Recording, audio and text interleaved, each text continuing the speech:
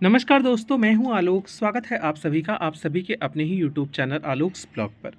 दोस्तों, आज की इस वीडियो के अंदर बोगनविला में कैसे हम विंटर में भी ऐसे खूबसूरत फ्लावर्स जो हैं वो पा सकते हैं। हालांकि ये फ्लावर्स नहीं होते हैं, पत्तियां ही होती हैं। फ्लावर्स तो इनके बीच में जो छोटी सी एक संरचना आपको दिखाई देती है वो होती है। तो कैसे इस तरीके से ये रंगीन पत्तियां जो इनके अंदर निकल के आती हैं, ये कैसे हम ज़्यादा से ज़्यादा विंटर्स के अंदर पा सकते हैं, आज की इस वीडियो में इसी टॉपिक पर चर्चा होने वाली है। सबसे पहले तो आपको अच्छे से प्रूनिंग करनी होगी अपने पौधे की। यहाँ पर देखिए, जितने भी पौधे हैं इन सभी की प्रूनिंग हुई है और प्रूनिंग के बाद जो न्यू ब्रांचेज निकल के आई हैं, देखिए यहाँ से ये उन्हीं के अंदर फ्लावर्स नज़र आ रहे हैं। मतलब जैसे देखिए, इसको भी मैंने कट किया है, यहाँ से कट किया है और उसके बाद यहाँ से इस ब्रांच को जब कट किया तो जितनी भी न्यू ब्रांचेस निकल के आई हैं उनके अंदर ही फ्लावर्स जो है वो बने हुए हैं। ये देखिए, ये येलो वाला है, इसमें भी देखिए फ्लावरिंग पेटल्स जो हैं वो पत्तियाँ जो हैं वो कलरफुल वो निकल कर आ रही हैं। करना क्या, कुछ नहीं है, ये हल्का सा जो इसका टिप देख रहे हैं जिसको आपने हार्ड प्रून कर दिया है और प्रूनिंग के बाद भी आपका पौधा अगर नहीं इस तरीके से कलरफुल पेटल्स निकाल रहा है तो आप इस तरीके से पिंच कर दीजिए। जितनी भी टिप्स हैं आप उनको पिंच कर लीजिए और पिंच करने के बाद ये पीछे से न्यू ग्रोथ करेगा और जो न्यू ग्रोथ्स निकल के आएंगी उनके अंदर डेफिनेटली ये फ्लावरिंग पेटल्स निकल के आएंगे। अगर आपने बाकी सारी कंडीशंस को जो है वो फॉलो कर लिया है, मतलब जितने भी इसके लिए सुटेबल कंडीशंस हैं उनका अगर आपने ध्यान रखा है। सबसे पहला तो आप लोगों को बता दूं, अगर आप इस पौधे को बहुत ज़्यादा पानी दे रहे हैं, पानी उतना ही दीजिए कि ये सर्वाइव करे, मतलब इसकी पत्तियां मुरझाकर लटके ना। बाकी अगर पर डे आप पानी देते जा रहे हैं, ज़्यादा पानी देंगे तो इसके अंदर सिर्फ ग्रीन लीव्स आएंगे निकल कर, पौधा खूब हरा भरा दिखाई देगा लेकिन जो है फ्लावरिंग नहीं करेगा। तो पहली चीज़ तो आप जिस पौधे की आपने हार्ड प्रूनिंग नहीं की है, देखिए मैंने आज वाइट कलर के फूल कितने सारे, मतलब वाइट कलर के फ्लावरिंग पेटल्स कितनी सारी बनी हुई थी इस प्लांट के अंदर, लेकिन मैंने आज ब्रांचेज में चूँकि थोड़ा कम फूल हो रहे थे और ब्रांचेज बहुत लगी हो रही थी तो आज मैंने इसको हार्ड प्रून कर दिया। अब ये न्यू ब्रांचेस जो निकल के आएंगी उसके अंदर से मतलब ये कलरफुल पेटल्स जो हैं वो बनेंगी, लीव्स जो हैं वो बनेंगे। दूसरी चीज़ मैंने जो बताया, पिंचिंग का, पिंचिंग कर सकते हैं। तीसरी चीज़, आपको ज़्यादा पानी नहीं देना है। चौथी चीज़, फुल सन लविंग प्लांट है, पूरा ऐसा सन एरिया आपने इस पौधे को प्रोवाइड करना है जहाँ पर अच्छे से पूरे दिन की सनलाइट आपके पौधे को मिलती रहे। आपको इस चीज़ का, चौथी चीज़ का बहुत ही ज़्यादा ध्यान रखना है। उसके बाद अगली जो चीज़ है वो आपका ये पौधा बहुत ही ज़्यादा फास्फोरस लविंग प्लांट है। तो अपने पौधों को आप इस तरीके से डीएपी की ये दाने जो मैं अपने पौधे में दे रहा हूँ, इस तरीके से 20-20, 25-25 दाने आपको अपने सभी पौधों में देना है।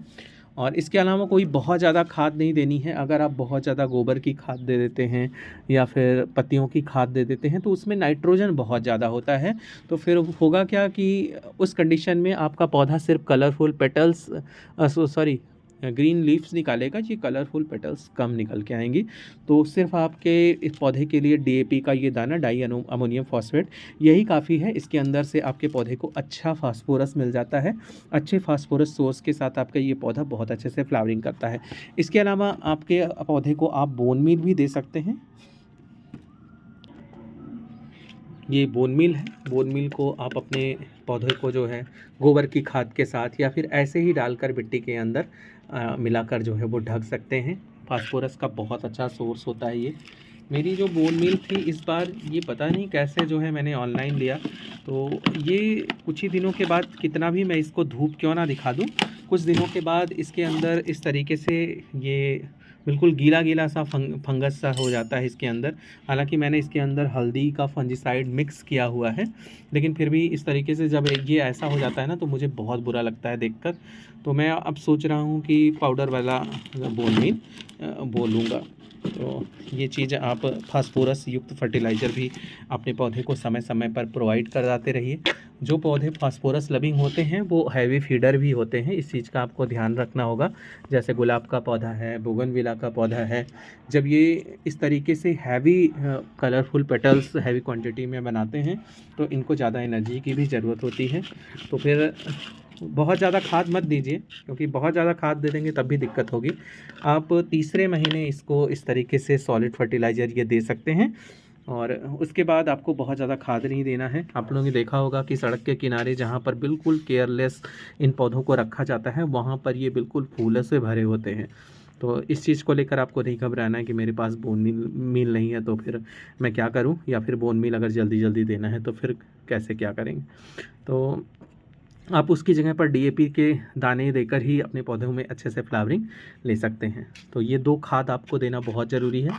बाकी ऐसा नहीं है कि गोबर की खाद नहीं देनी है या फिर वर्मी कंपोस्ट नहीं देना है, उससे आपके पौधे को अच्छा नाइट्रोजन, पोटेशियम ये सब भी मिलेगा।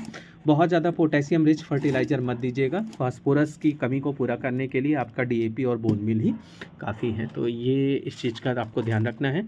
जितनी भी चीज़ें मैंने इस वीडियो के अंदर बताई हैं, अगर आप उस चीज़ को फॉलो करते रहेंगे। एक चीज़ और आपको करना है, जैसे पत्तियां बहुत ज़्यादा जब बन गई हैं तो पीछे से आप इन पत्तियों को ऐसे ऐसे करके हटाते रहिए। ये अनायास में पौधे से एनर्जी लेंगी और जैसे ही ये पत्तियां निकलेंगी तो जो एनर्जी पौधा इन पत्तियों को फ्रूट देने में लगाता है वो न्यू लीव्स बनाने में लगाएगा और उससे आपके पौधे जो हैं वो ज़्यादा फ्लावरिंग करेंगे। तो इस तरीके से आप इनको भी समय समय पर हटा सकते हैं। हालांकि मेरे पौधों में जिसमें भी फूल हैं उसमें आपको इस तरीके की पत्तियाँ कम दिखाई देंगी। खैर, कैसी लगी आपको मेरी ये वीडियो कमेंट सेक्शन में जाके बताइएगा। ऐसी ही किसी नई वीडियो नए अपडेट के साथ मिलते हैं आप लोगों से किसी नई वीडियो में। तब तक के लिए बाय बाय, टेक केयर।